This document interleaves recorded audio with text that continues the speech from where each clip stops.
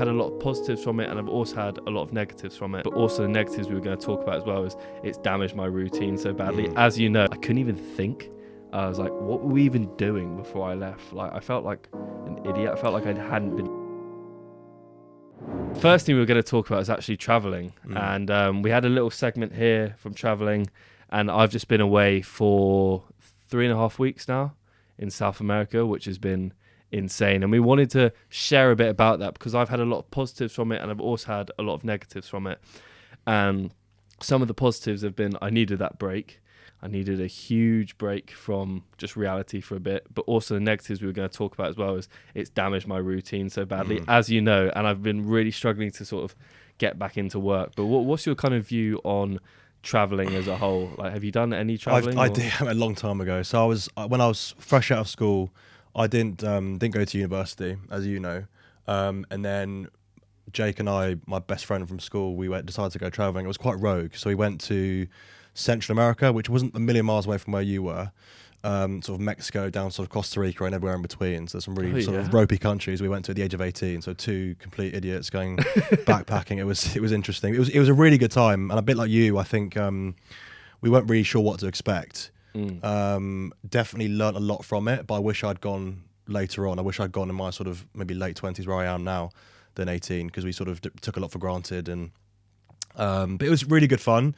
I probably wish I'd rather done sort of the Australia and the Bali, they're sort of the more cliche things than maybe Central America, because the average age of backpackers over there are probably sort of mid to late 30s, are quite a lot older. So we sort of missed a lot of stuff and didn't quite sort of potentially, yeah. We still had a great time being there. I wouldn't recommend it if I was a young woman, maybe 18 years old, because it's pretty scary places, and it wasn't. I wouldn't recommend it to my sort of son or daughter if I was to go there. Maybe wait a couple of years. But to answer your question, my traveling experiences were awesome. I did love it for the most part, and there were, like you, pros and cons, which I'm sure we'll come into. But I think we went for 2 months in total, 2 or 3 months, so a lot longer than you went for. But yeah, it was class. It was really good fun. Exhausting as well. It is exhausting. That's the funny thing. I found it really exhausting. It's tiring. It's like you get tired. I felt way more tired when I'm back, because you get in this sort of habit of not doing anything, of sort of relaxing and like moving around. But in a way that makes you more tired. Like I don't know why, but you try and unwind and relax. But I ended up feeling exhausted. Well, I think if you're anything like me, and you are quite sort of on alert people. I think I'm on alert the whole time. I'm very sort of aware of what's around me. So if you are that kind of person who finds it quite hard to relax, you're in a constant state of panic a lot of the time, because new surroundings, you've got your backpack on, so you stand out like a sore thumb.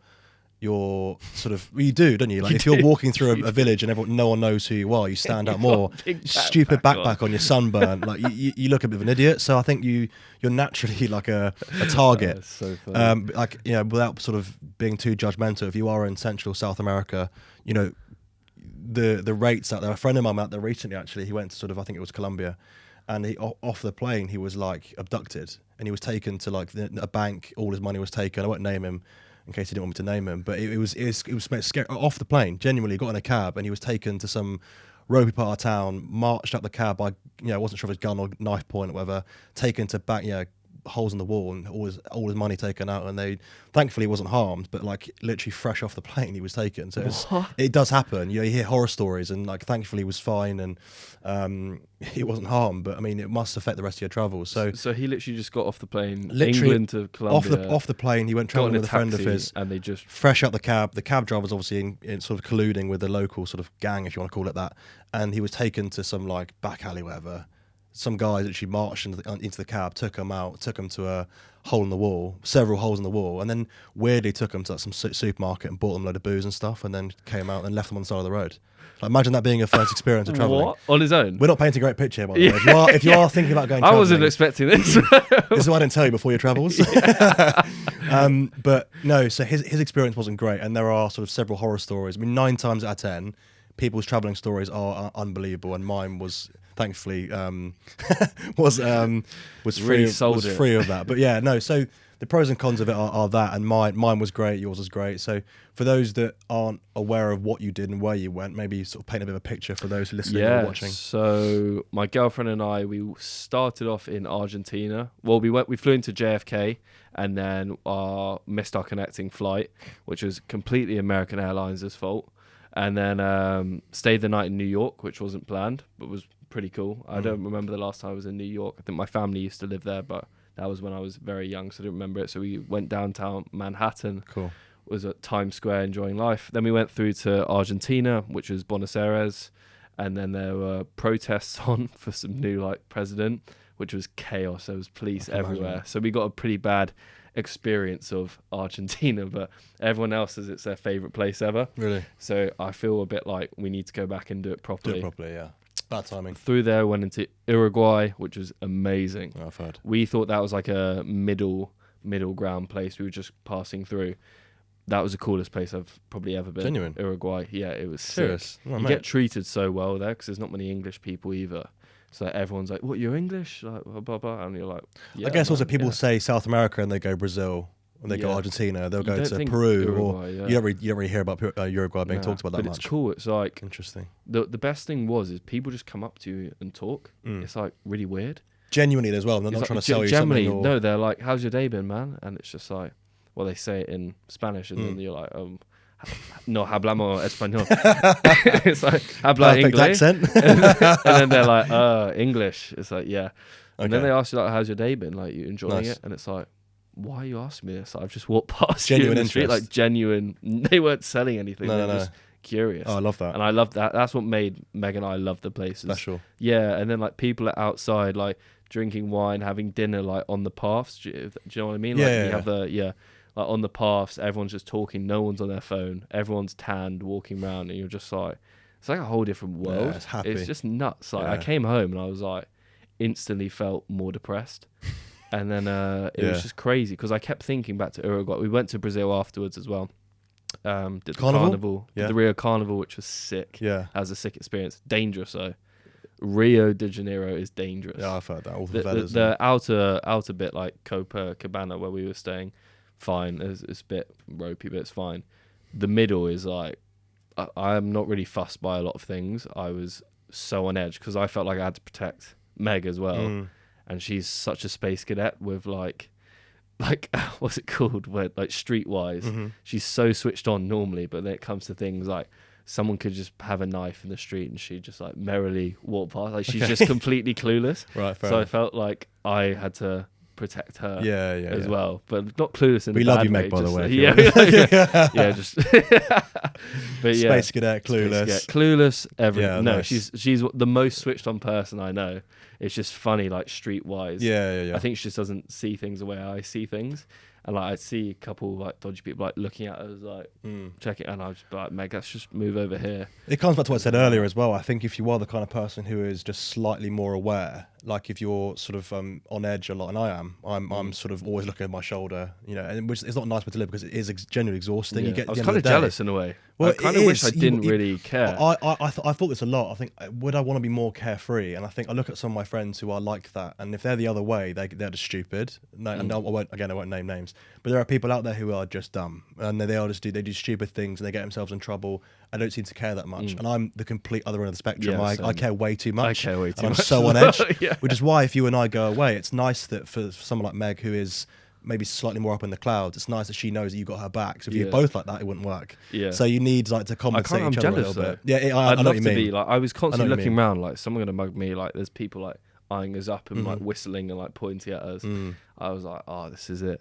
I was like, This is where it ends. this is the way I go. I was like, this is the way I go in the What a way middle to of a go. favela in What a way Rio to de go. Janeiro. Anyway, no. so yeah, back to your travels. You came back, and what's it been like since? It's been okay. It's been okay. It's this was Joe and I talked about this off camera. It's like since I've been back, I felt great when I got home. I was like, good to see the family, good to be back. And then I start to feel super down, super out of my routine, struggling to work, struggling to sleep because you're on a different time. It's only a few hours. Yeah. But a few hours for me, like for the people who have watched this for a while, I'm very, very heavily reliant on routine. And having a few hours backwards, it took me about a week and a half out there to get into the flow of things. Like I was sleeping awfully. As soon as I got back, I couldn't work. I was saying to Joe, like I sat down at my desk to crack on with some of the podcasts where I couldn't even think. I was like, what were we even doing before I left? Like I felt like an idiot. I felt like I hadn't been doing this for the last year. What would you put that down to? Do you think it was because you completely switched off and went away, or do you think it was routine ending because you went away, or maybe it was coming back to reality and realizing that it's, you know, you've had this amazing trip of 3 weeks and now it's back to reality type thing, or all the above? Yeah, I was ready to come home on the last couple of days, where I was like, you know what, we've done so much, like I feel ready to come back and crack on with work. I can't put my finger on it. I think it's a bit raw still because it's only been a week since I've been back. True. And I feel like today I feel back to normal. I sat at my desk, I was like, there we go, this goes there, this goes there, I'll put this here, this timeline goes here, we're recording today. So you had no fog, it was just... No fog, but like literally, I can't explain it. Like, I don't know what happened either. I was sitting there on Wednesday and I just sat there and just like looked at the screen for like an hour and I was like, I literally don't know what I'm doing. Really? And it's like your own company, and it's like, how do you not know what you're doing with your own company? It's just, it was nuts. Yeah. I can't figure it out. I'm sure it's very common though. I'll be very interested to see anyone listening or watching this, if you've had the same thing, you've either gone traveling or you've had some time away from work, like an extended period, and you've come back and you feel like your head, for whatever reason, just isn't in it and you can't put your finger on why. I'll be very interested to see if anyone's had the same thing, because I'm sure it's more common than maybe you think it is. I hope so. No, it will be. No, 100% it will be. And mine was so long ago, I can't really comprehend what I was like when I got home from traveling. I was 18, so it was more than 10 years ago. So I'd be very, very hard pressed to see if we had way more than maybe 10, 15 people reply and be like, yeah, went traveling to Asia, wherever, and they came back and I was a complete vegetable for a month. I'll be very surprised if there weren't more people that are like that. So yeah, I've got a few facts on traveling for everyone. So this is, scientific studies have shown that travel is great for relieving stress and improving your general outlook on life. According to a 2013 study with people aged between 25 to 70, 80% of respondents said travel improves their general mood and outlook on life, with 75% of respondents also saying traveling helps them reduce stress. And I think when you're out there, it's completely true. It's like learning a new culture. That was probably the coolest thing for me, is like you go from Argentina, which is Spanish, through to Brazil, which is Portuguese, and it might not seem like a big difference, but the cultures are, like, in my opinion, very different. And it's so cool, like, being a part of a different culture. And I think it does relieve a lot of stress, because I think when you're traveling, you know, that's the one thing you care about, is like enjoying the moment. I feel like when you're at home, you're thinking about, oh, this is wrong, oh, I need to do this, I need to do this, I need to work on this, I need to do this, and you don't really enjoy the moment. I think when you actively go out and the only thing you have to worry about is enjoying yourself, it relieves so much stress. I felt the most clear I probably ever felt in the last 4 or 5 years when I was out there. Yeah. Wow. I also think it's we're in such a bubble around here as well. I say around here, you and I don't live exactly down the road from each other, but I think if you are you know, we are in such a bubble where we are, and I think once you sort of get outside your comfort zone a little bit and you do explore places that you would never even done so, or never would have on holiday with your family, for example, I think it's exploring completely different things and ways of life that you previously wouldn't have. And like you say, maybe it lends perspective as well when you see sort of sometimes how the other half live, and you can see sort of struggles, and you can see people that, like you say earlier, people not on their phones, just on the side of the street having wine with their community and the friends, and it's like, that's such a small thing, and yet they're so happy doing it. I think that, again, can lend perspective on how much we take for granted being surrounded by all this stuff, and people that are around us day to day don't seem all that happy, and they're surrounded by seemingly everything. You know, I think it's you can certainly learn a lot from being in communities where people seemingly don't have a lot and yet seem to have everything. Yeah, I think it's funny when you go to places like Brazil as well. It does make you appreciate life so much more. People just live the craziest lives. Like it's nuts. Some of these favelas that are there, it's like, this is nuts. Like kids are walking around selling Mentos to you, like trying to get money, like 6-year-olds. And it's like, no 6-year-old should be trying to do that. It's like really made me think. I buy it from like all of them, more just from the fact, like, imagine going back to 6-7-year-old Joe or 6-7-year-old Tom and having to walk around the streets of Uxbridge where we're filming right now. It's another world, isn't it? Selling Mentos. That is nuts, man. Like, that's literally the craziest thing. And that made me feel very sad when I was out there. And it made me, when I did come back, appreciate a lot more. 100%. Like, you come back and you realise I had a pretty smooth sailing life compared to that. You know, I'm not living in a favela, and I'm not 6 years old selling Mentos, and I'm not struggling to, you know, make money as a 6-year-old. Like, it's crazy. Yeah, it's so true. So true. The next section I wanted to go on was actually, when I was out there, because I had such clarity of thought, I really dug into why I don't hear. And I think my mental fitness, so like mental, you have physical fitness and you have a mental side, which I don't think is barely talked about. I think it's coming into trend at the moment. But mental fitness was something I looked at as soon as I got home, because I was like, why did I have so much stamina and clear thoughts out there? And when I've come back, it's just been hazy, foggy. I haven't got used to it until I can get my routine back. Yeah. And I think that's down to mental fitness. So do you know anything about mental fitness as a whole? Interestingly, we haven't had this conversation since because you've been away, but I had a very, very interesting conversation with Anna Lee, who, for those that don't know, we had probably the most amazing episode with Anna Lee Howling, who came on a number of weeks ago now, and she will come back again. She hasn't got a choice. At gunpoint, she'll be coming back into the podcast because the feedback we had on that one was just so good. So, and we learned a lot as just people being around her. We were just sort of jaw at the floor, like, this woman is just this fountain of knowledge. She's just a complete guru. But I had a conversation with her the other week, and she was talking about mental fitness, and it just suddenly came up. And weirdly, she was in a class of mine, and she was on the reformer, and halfway through the class, she just got up and went to her phone and started writing something down. I was like, Anna Lee, you're right. And she was like, and I just had she had a brainwave, she had an epiphany, and it was about mental fitness. And I won't tell you what it was because it'll be in her book. But we were talking about mental fitness, the conversation afterwards, and how it's not talked about, how you just mentioned then. And she was saying how her version of fitness and her sort of description of it would be, and I agree with this, is your sort of bounce back ability. It's not necessarily how much you can lift or how much you can put up with something. It's how you can get over it and do it again. And I was like, it's so interesting. Yeah. So it was like, it's not the weight you can lift in the gym once. It's how quickly you can do it again. Can you do it the next day and the next day and the next day? It's that bounce back ability. And when it comes to mental fitness, not just in terms of physical in the gym, it's how you can come under a lot of strain in something and a lot of sort of turmoil or stress. It's the bounce back ability of that thing. It's not just, can you deal with it once? It's, can you give yourself the mental fortitude to come under that strain again and again and again and learn from it? And I thought that was just such a cool conversation. That's 10 times better than just. Well, that was her definition of, and it was sort of, we both came to that kind of understanding together, and it was like just two brains colliding and came up with this definition. So that was mine and hers, and it was such a cool conversation. That's so good. Yeah. What we're going to talk about as well is the reason I looked into mental fitness was kind of for that reason that you just said then, but also you guys might not know, but Bear Grylls, Dr. Alex George, who was on Love Island, and also another ambassador for them is Jamie Clements, the breathwork guy, is one of your friends, have released a men's mental fitness app called BeMettle. I think that's how you pronounce it. METTLE.